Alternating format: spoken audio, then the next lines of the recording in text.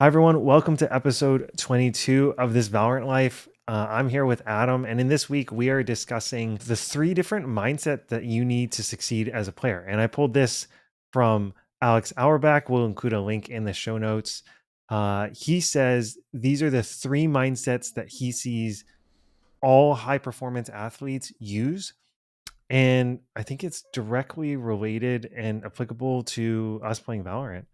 So I'll just start off. The first one is that we high performance athletes display not just a growth mindset, which we've talked about before, but a growth and a fixed mindset. So I'm just going to do like a quick primer on what a growth and a fixed mindset is, and then talk about what it means here. And then Adam and I are going to get into discussion. So a growth mindset is believing that you can change, then that you are not fixed.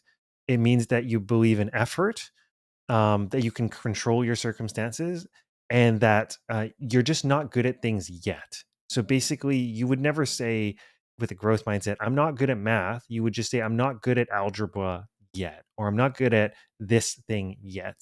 And so there's like a fundamental like hopefulness and belief in yourself when you have a growth mindset. When you have a fixed mindset, you think, I am this. So I am good at math. I am bad at math. I am smart. I am not smart. And that can be helpful in some contexts, but often holds you back because then you kind of have this idea that you can't change. So then the question becomes like, why is having both of these good for high performance athletes? And it's important because you want to have a growth mindset when it comes to practice. But sometimes in like high stress situations, that's where a fixed mindset is useful to have strengths that you can fall back on, that you can hold on to. So the examples he's kind of uses is like, so you want to have a growth mindset in practice and you're showing up for like a big tournament and you're super nervous. You kind of don't want to have a growth mindset of just like, I just want to try hard. Cause then it feels like maybe it's okay if I fail. I'm just going to try my best. And what he talks about is you want to have these strengths, this like really narrow fixed mindset, these strengths that you can fall back on. And those would sound things like, no one works harder than I do. No one has done more film review than I have. No one has anti-stratted this team more than I have. Like you rely, or no one has done more, I don't know, probably not, but no one has done more aim training than I have. Um, you want to have these things that you can have confidence in yourself, that you can stand on when the circumstances are trying. So that's the first one. And we'll get into the other two, but I've been talking too long. So when this concept is kind of explained, Adam, for you, like when you think of yourself, when you think of your students, like what comes up for you? I would say the first thing is the growth mindset is something that you have to adopt in order to know that you can change. Um, a lot of the times when I work with clients, they always voice their concerns of like, I feel stuck. It feels like whatever I do, I just lose. I don't think I'm ever going to get out of this rank, especially at following like a loss streak. And what I try to encourage them to think about is like, number one, results don't come right away. You have to focus on your improvement. So I guess like transitioning their mindset from being fixed to growth is Mm, kind of like the start of the journey. What kind of intrigued me though was the combination of the growth and the fixed mindset. And I think what I kind of heard from me or from you, like what I heard was this idea of like Alex Hormozy says it, where like you want to outwork your self doubt, and he mm, talks about work ethic a lot, and that is something that he identifies with. And I think maybe one thing that maybe I could start thinking about when I coach people is how to find that balance of fixed mindset. So for example, like you said, growth mindset in the practice, I think that is something I already do and I already like encourage, yeah. but I haven't really seen the other side of like how people in a match would be like, I'm the best, I'm the GOAT, I'm this, I'm that, I'm really Yes. good. And I think that can't be good to fall back on with your confidence. Like a lot of people that I know put in effort, a lot of people that I work with put in effort, and maybe falling back on their effort can give them some confidence because there is a lot of ranked anxiety that floats around the scene. So I think the important part, and I don't know that I read this with him, I think I read it somewhere else, is that falling. So the way to identify that fixed mindset thing that's actually supportive is to kind of go through, and this actually would be really interesting for you to do with your clients, but like, and I think we did this when we worked together, but like you go through like, what are your greatest achievements? And this could be inside Valorant or outside. And then what were the strengths that helped you achieve those things? Because the problem is if the fixed mindset is you're gonna go in there and be like, I'm the GOAT, part of you knows that's not true because you're not even radiant. Right. I mean, I'm not talking about you, but talking about the rest of us plebs here. We're not even high elo. So we know we're not the GOAT. I think the only person to be like, I'm the GOAT and can like believe it is AssPass. So then it has to, because at some level for it to be reinforcing, you need to, at a deep level, believe it to be true. And so like, what are the strengths that you have? Maybe it's your game sense, maybe it's your timing, maybe it's practice. I think the hard work is the work ethic related ones are easier in the sense that you get to choose to make that happen, right? So, I mean, now that I kind of outlined that part, like when you look back at your playing career, if you were to go back and redo that, what would be the strengths that you would um, choose to rely on in these kind of trying moments? The main one probably is that like I had a huge emphasis on mechanics, which ended up being a double-edged sword, but I didn't Sure. derive my input of the mechanics as a strength.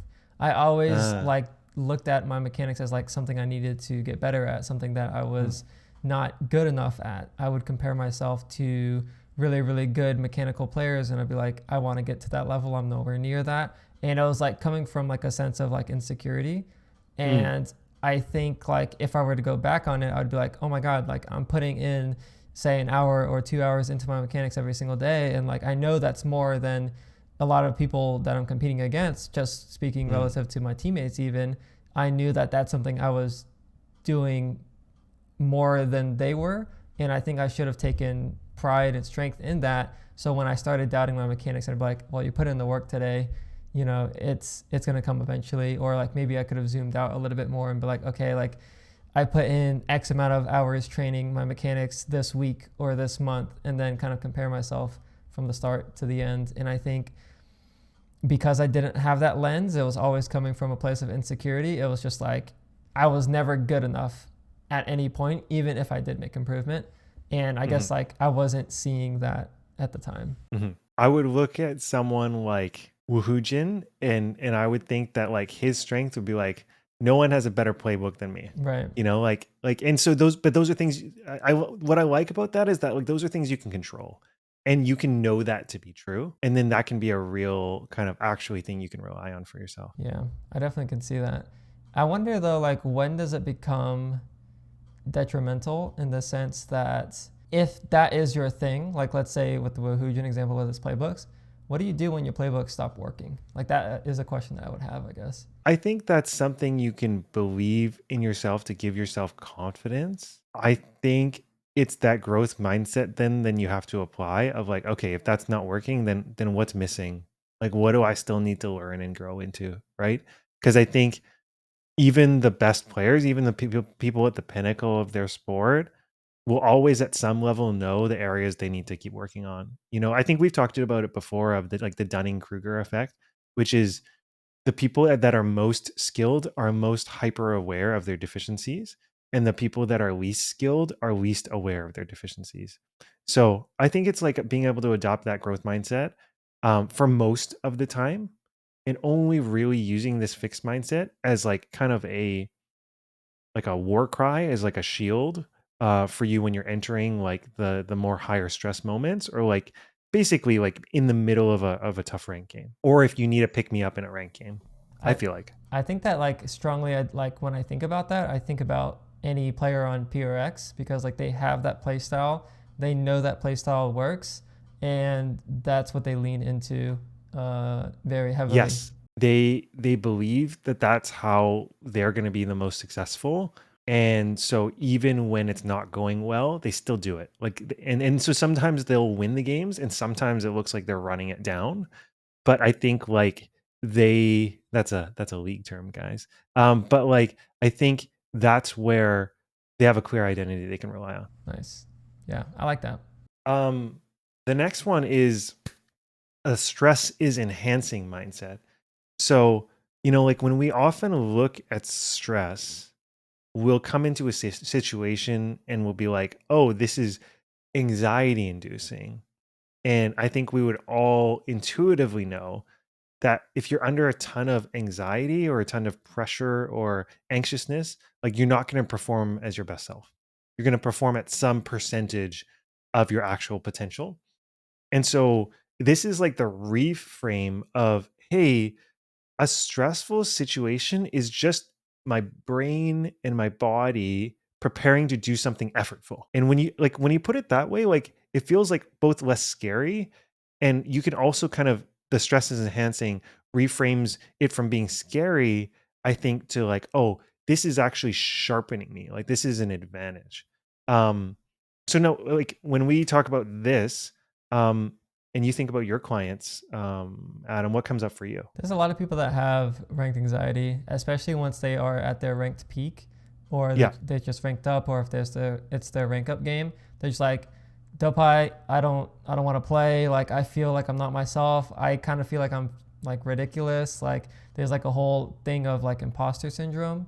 Hmm. Um, Recently, I've had a few of my clients like hit their peaks, so like hit Radiant, and then they just stop playing, or like they only play when they need to like reclaim the rank. And I'm just Yeah. like, the thing is, like, I completely understand because I've been there, like, maybe like anecdotally when I was pushing to get my RR peak. At the Yeah. time, my RR peak was like 770. So when I got to 800, I was like, ooh, this is kind of scary.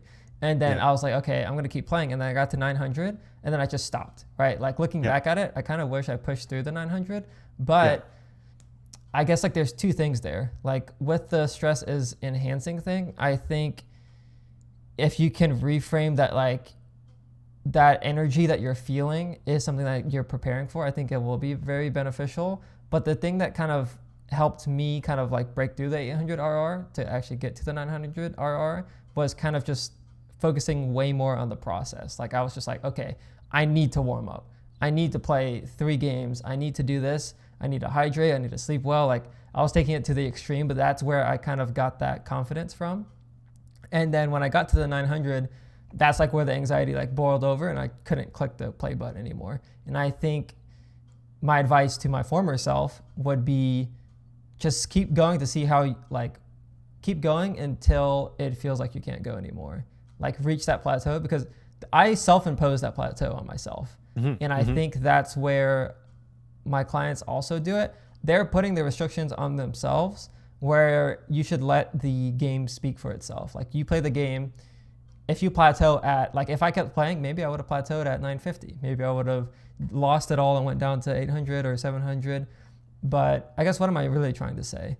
I think the main thing is like, if you feel that stress, like you said, reframe it. But then number two, to kind of like alleviate some of that, you want to kind of come prepared and continue Hmm. focusing on what you Focus on process. focus on process. Yeah. What's so like fascinating about that is like, you know, on the one end, you find people that are like, oh, it's always my teammates are throwing. It's always someone else's problem that is creating my ranked problem, right? The heavy copers, right? And I think this is so interesting because it's almost invisible. When you reach that peak rank and now you're afraid to play, you're literally imposing on yourself your own restrictions. At that point, it's not Riot doing it, even though they don't do it. At that point, it's you actually being afraid of your own success. Like you're afraid of proving to yourself that you deserve to be at this level. And I think that can be, I think, both scary, but I think that can also be exhilarating. Like I think about when I started coaching, I had a mentor coach, and she said, "Hey Tim, do you know what it takes to be a good coach?" And I'm like, "Tell me." Like uh Sifu or sensei, tell me, right? And he was like, well, you become a good coach when you decide you're a good coach. And it's because like if I need my client to tell me I'm doing well, I'm actually not serving them, I'm serving myself, right? I start to serve them when I believe in myself. And I think there's an element here, at least what's coming up for me is like, let's say your peak is diamond and you get to diamond, you're really scared. Like, I think you become a diamond player when you decide you're a diamond player, you know? I feel like that's almost like a mindset shift. It's almost like your identity kind of like lags behind where you currently are. Because I think that also happens in reverse, where players that were previously Radiant kind of get like hit in the face with that's not actually like they're not Radiant anymore because they've kind of Mm, lost it. They haven't taken it, but they mm, still think they're a Radiant player. So then they like mhm, spam Q and then they get tilted. And then that's where like, oh, it's my teammates. It's my teammates. What are you doing? And like the mhm. opposite end of it, of course, is like the ranked anxiety to not play at all. And yeah, it's interesting that there's two camps there. I really like this idea of stress as enhancing because I feel like it can take that anxiety and reframe it. Like, I don't have a better word for it, but like I feel like it can reframe and rechannel all of that anxious energy from being like self defeating to being sharp. Like, it can help us like focus ourselves and take us out of being dissociated from the game and like help us be like super present. And I think ultimately that allows us to get into flow. And if we can do that on a regular basis, like our performance will be much, much closer to our actual peak potential compared to if we just kind of carry that anxious burden with us through every game. Yeah, yeah, I think it makes sense. I guess like what came up for me for that is like you want to kind of like utilize your negative emotions and turn it into a positive one. And I feel like Mm, I hear that as a recurring theme, like mhm, over and over. Like people do that with using your negative emotions to kind of jumpstart whatever discipline or habit you're trying to build. Most of the time, that's like, diet or workout related. But I think you can definitely do that as well in Valorant. Like if you are on like a crazy loss streak, for example, and you feel that huge negative emotion, you can channel that into making change, right? And it's mm, something I heard from a podcast. I think I was referencing like Tony Robbins or something, but yeah. there's like a pain pleasure scale. And if you're very much in pain, you'll want to make change. And if you're very much like, if there's something like pleasurable to help you make the change, then you'll be able to do it a little bit more. And I Yeah. think like what I hear here is like when that ranked game comes and you're stressing out, like treat it as a challenge and like confront that challenge and then use that stress to get better. And that's, Hmm. I think, why competition is so enjoyable because like Hmm. when you actually play against someone or like a team that's like similar skill level to you than you don't view a lurk as cringe. You're like, that was a good play, right? Hmm. But when you view yourself maybe potentially above that, you're like, oh, that was cringe. Or if you view yourself like worse than them, it feels like you just have no chance. And Mm. I do think like there's an element of kind of like understanding that you have to confront that challenge. A lot of emotions, a lot of negative emotions have like a positive flip side when you have like a different frame of reference. So like anxiety can be is just the negative form of excitement. And so like I just think that there's like a lot of that there of like threat versus challenge. Like that subtle reframe kind of just changes how you feel about it. And I think, it's helpful even if you're on that loss streak of like, okay, like I feel like I can't win a game. I think there's an opportunity there of like, okay, like when I'm kind of at my worst, like who do I want to choose to be? Like, do I want to believe in myself or do I want to feel like I'm just riding the waves of someone else kind of dictating my life, right? And I think if you can believe in that and kind of change that for yourself, I think that's like a pretty powerful thing to do, not just for the game and your relationship to the game, but I think it reflects onto your life and the other things that you're doing outside of the game. I have a very quick example that kind of came to mind. Me particularly, like when I used to play Valorant, I would always try to win duels off barrier, and that is how I would Mm, win my games. I would kind of equate my performance to if I could win off barrier fights.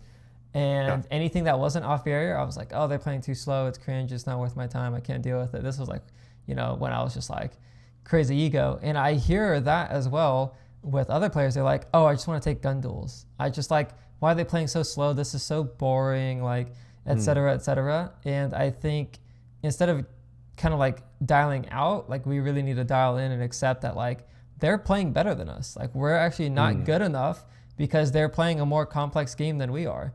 We're trying to play mm, surface level deathmatch where we just run around, shoot our gun at the start. That's not appreciating what the game is, right? Like there's no Valorant is a tactical shooter, but we're taking the tactical element out of it because we're not ready to play the tactical game. And if that is the case, like we're better off playing something else, like COD or maybe like an arena shooter. So mm. yeah. Have you watched Fallout, the series? Okay. Well, there's this like great scene where is it okay if I spoil this for you? Okay, it's one scene. It's such a good series. But anyways, just one scene.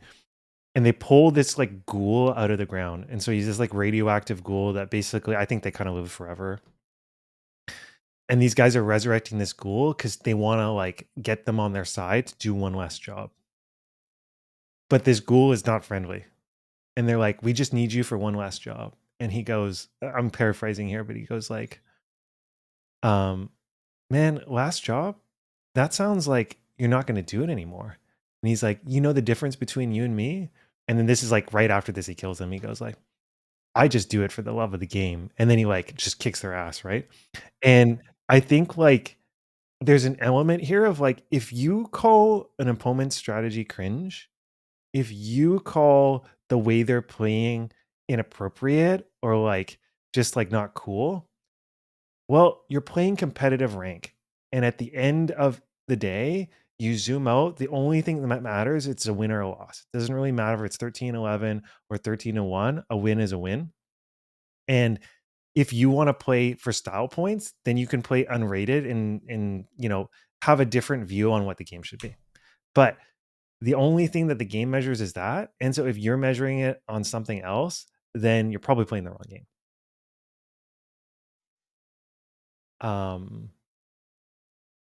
Because a win is a win. Okay. Recovery as investment mindset.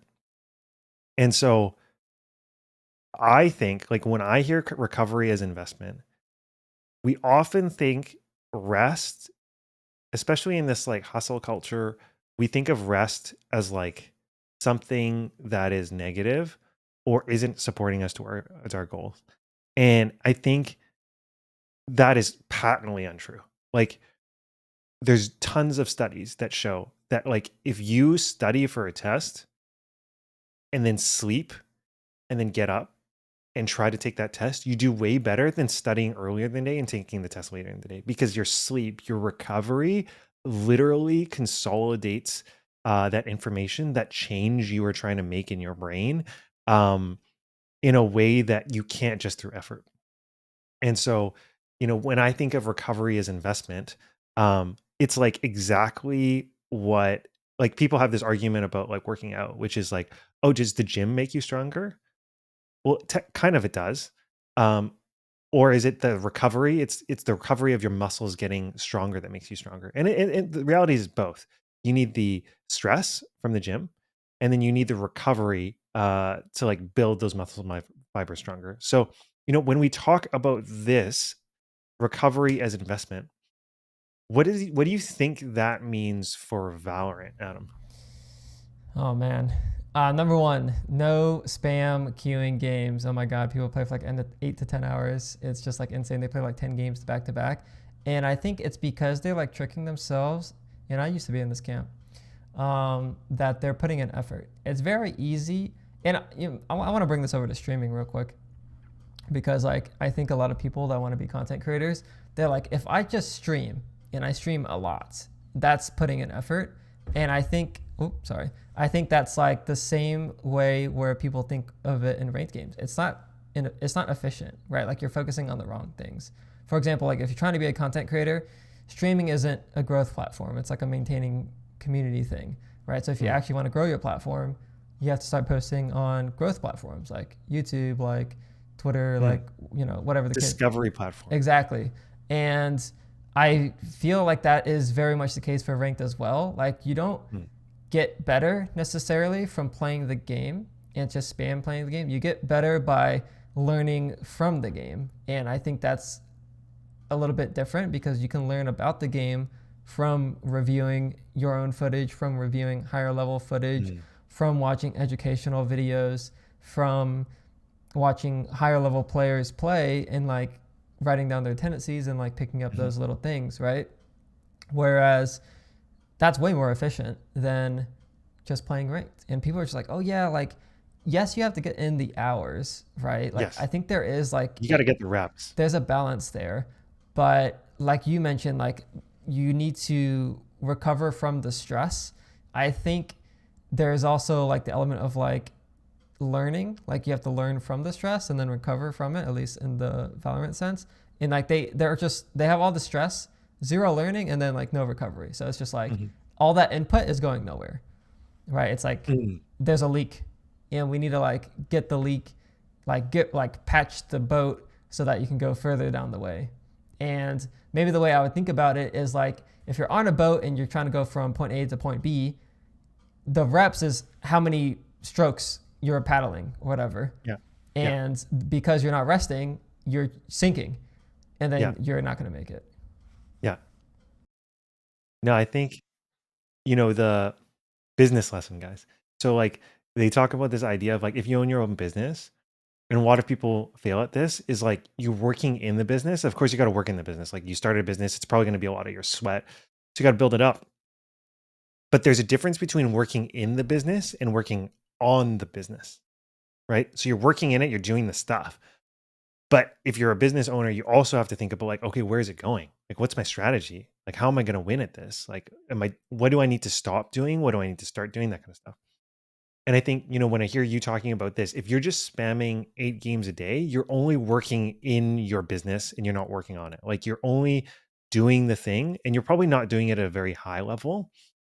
And you're never kind of stepping back and thinking about, okay, like, what are the things that I need to change? What are the things I need to learn? Like, if you have no curiosity in this journey, you're probably not going to achieve everything you'd like to. Yeah, and I always get hit with the question of like, well, there's this person that just spams ranked games and it works for them. And I'm just like, number one, they probably learn differently than you. And number two, they also might be a little bit more reflective in their games, even if you see it or not. Naturally reflective. Yes. That would just be like, I don't know. It's kind of like looking at LeBron James, who's basically chiseled muscle made for the game of basketball, and being like, well, he's really athletic. And I'm like, I'm sure he does work in the gym, but there's a lot of people who do the work in the gym and don't look like him. And it's like, what works for him isn't going to work for you. And so life isn't fair in that way. Like I'm sure there are pros that have become pros with less reflective strategies, but I think their probably natural makeup is that they naturally, unconsciously reflect and improve um, in a way that not everyone does. And so to expect yourself to be like superhuman in that respect, like you're already kind of planning to fail. I see that a lot with younger people in the audience. They tend to equate or like compare themselves to younger players that are already in the scene. Mhm. They're like, oh yeah, like this 15-year-old is radiant, but I'm 15 and I'm, diamond. It's like, why is he radiant and why am I diamond, right?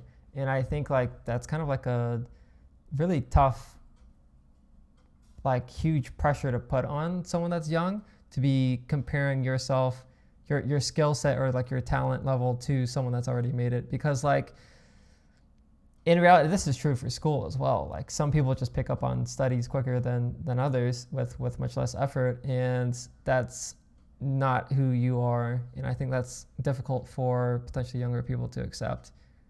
But you do gain an edge, I think, over the long term by realizing that you have to put in more effort than X other person, and to make it like you have to optimize a little bit more.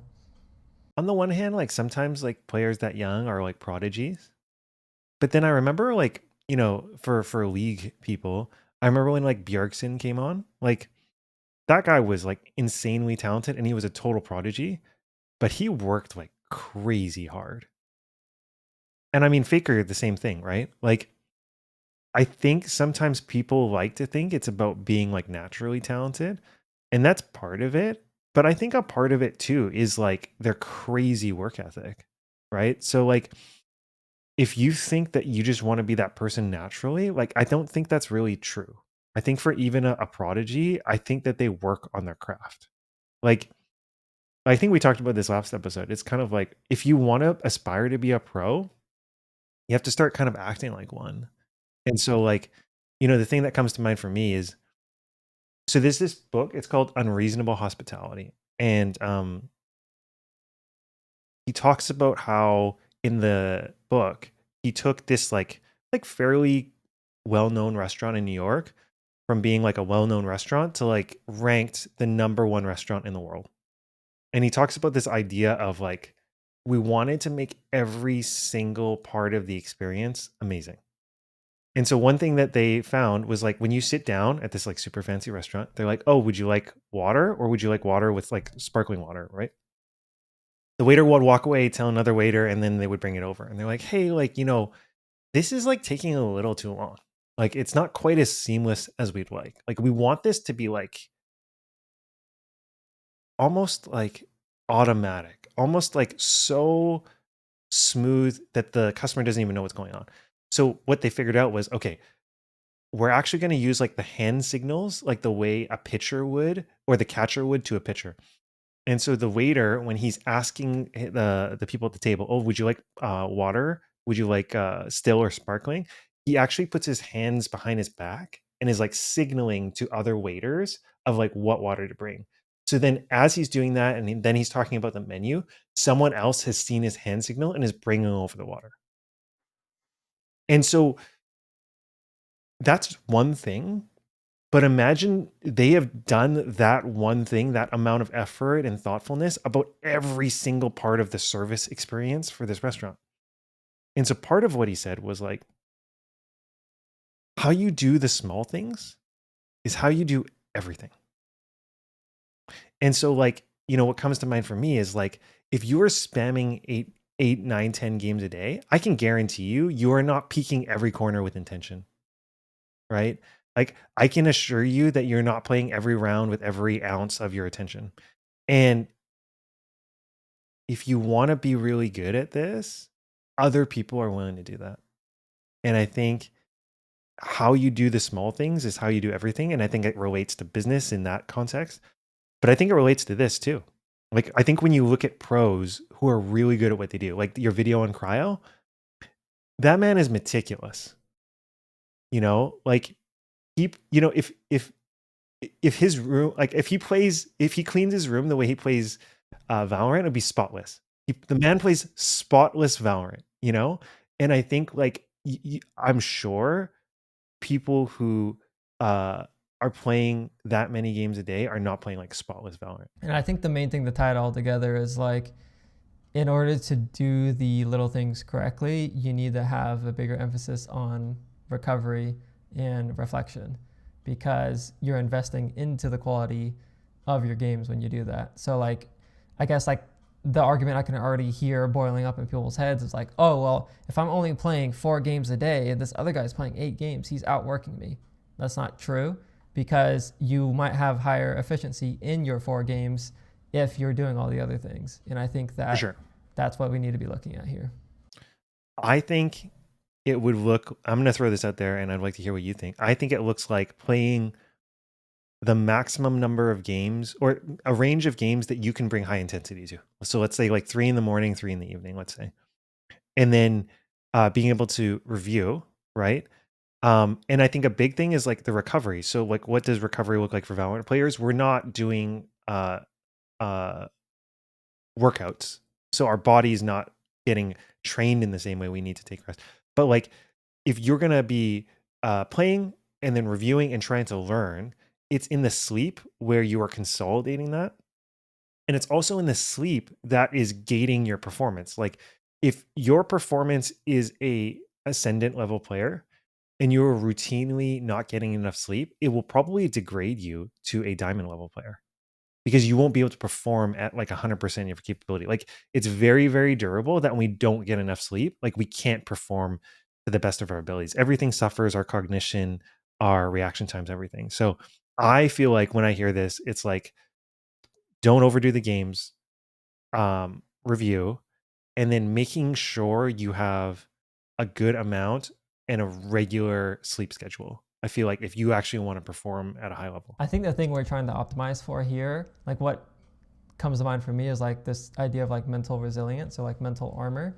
The more sleep you have, the more likely you have that, mental armor or like that willpower or whatever the case may be. So when a round goes poorly or you lose an eco round or your teammate doesn't listen to you, you're just not mentally checked out. You're able to kind of like Mm. reset and be like, okay, like I'm actually trying to win this game.